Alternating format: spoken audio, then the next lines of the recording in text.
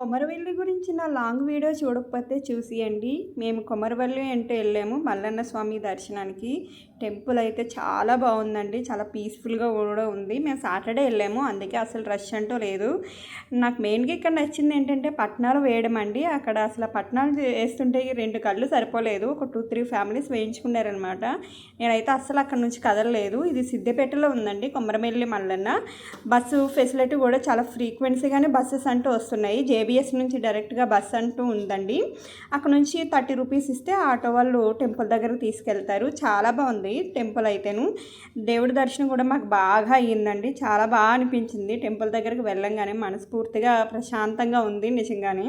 ఈ టెంపుల్లో స్పెషల్ ఏంటంటారు, టెంపుల్ మొత్తం పసుపుతోనే ఉంటుంది. మనం ఎక్కడికి వెళ్ళినా పసుపే పెడతారు. అలాగే ప్రసాదంగా కూడా పసుపే ఇస్తారు. ఎవరైనా దేవుడికి ఇచ్చుకునే వాళ్ళు పసుపు కుంకుమ ఇచ్చుకుంటారు కదండి, అట్లాగనమాట. ఎక్కువ పసుపే ఇస్తున్నారు. మనం దేవుడి దగ్గరికి వెళ్ళ కూడా పసుపే పెడుతున్నారు. టెంపుల్ మొత్తం కూడా పసుపుతోటి నిండిపోయిందండి. స్వామివారు అయితే చాలా బాగా అలంకరించారండి. నాకైతే బాగా అనిపించింది. ఈ చెట్టు మీద ఎవరైనా కోరికలు ఉన్నవాళ్ళు బంతిపూలు దండ వేస్తే వాళ్ళ కోరికలు అంటూ నెరవేరుతాయంటండి. ఇక్కడ చాలామంది బంతిపూల దండ అంటూ వేస్తున్నారు.